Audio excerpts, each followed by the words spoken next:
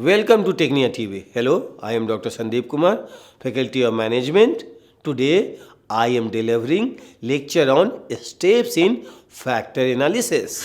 There are 4 steps. First one, the correlation matrix for all variable is computed.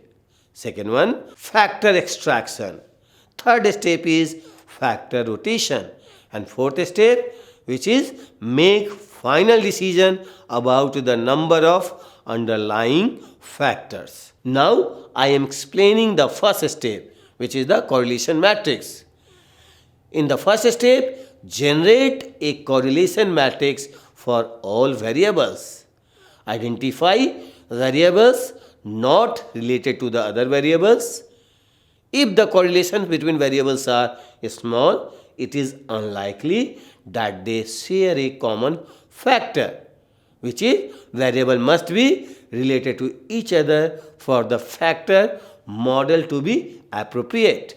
Next one, which is the think of correlation in absolute value. There is also we have to consider think of correlations in absolute value, which means correlation coefficient greater than 0.3 in absolute value are indicating of acceptable correlations. Examine visually the appropriateness of the factor model. The second step concerned with the factor extraction. Here, the primary objective of this stage is to determine the factors. Initial decisions can be made here about the number of factors underlying a set of measured variables.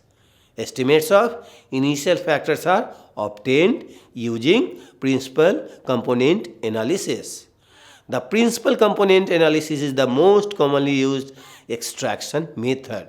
Other factor extractions methods include maximum likelihood method, principal axis factoring, alpha method, unweighted least squares method, generalized least square method, and the image factoring.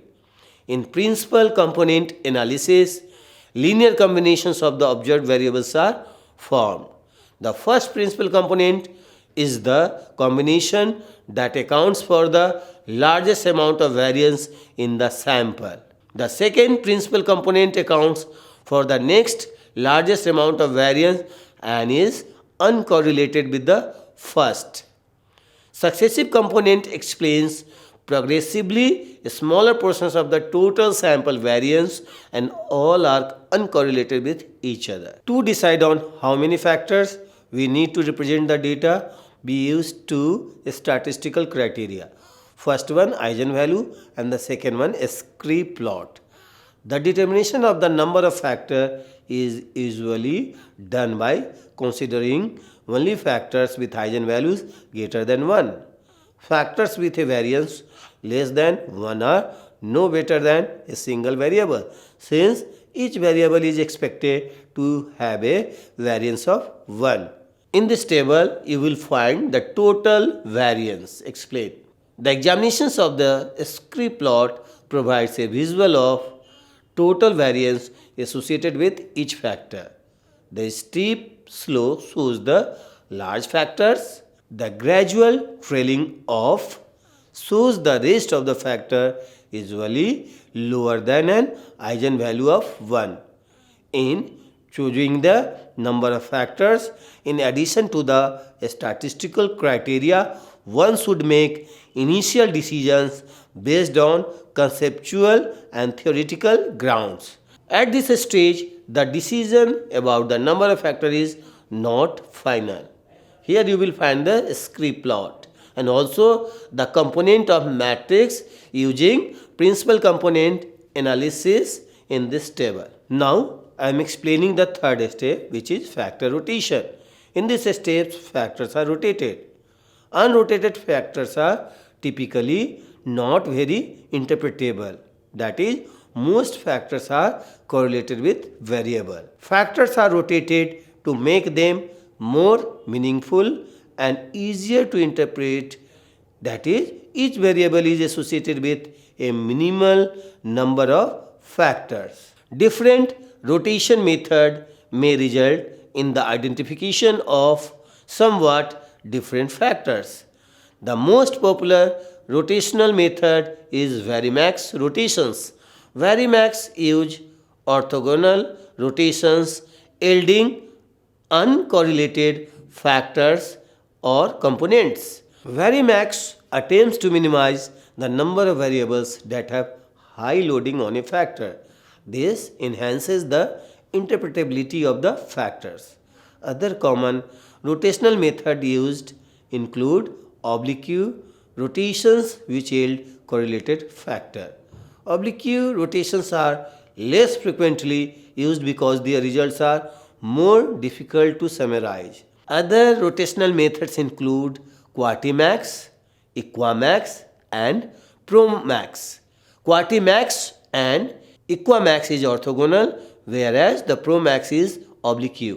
A factor is interpreted or named by examining the largest values linking the factor to be measured variables in the rotated factor matrix. In this table, you will find the rotation component matrix. Now I am explaining the fourth step, which is making final decision.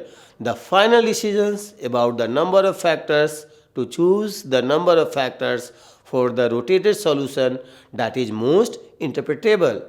To identify factors, group variables that have large loading for the same factors. Plots of loading provide a visual for variable clusters. Interpret factors according to the meaning of the variables. These decisions should be guided by a priori conceptual beliefs about the number of factors from past research or theory. Eigenvalue computed in step 2. The relative interpretability of rotated solutions computed in step 3. Now, I am explaining the assumptions underlying factor analysis, which include the measured variables are linearly related to the factor errors. This assumption is likely to be validated if items limited response scales, 2-point response scale like true and false, right wrong items. The data should have a bivariate normal distribution for each pair of the variables. Observations are independent. The factor analysis model assumes that variables are determined by common factor and unique factors. All unique factors are assumed to be uncorrelated with each other and with the common factor. This is the end of my lecture on steps in factor analysis. Hope you will find it useful. Watch more lecture of research methodology or business research on Technia TV. So subscribe and watch Technia TV. Thanks a lot.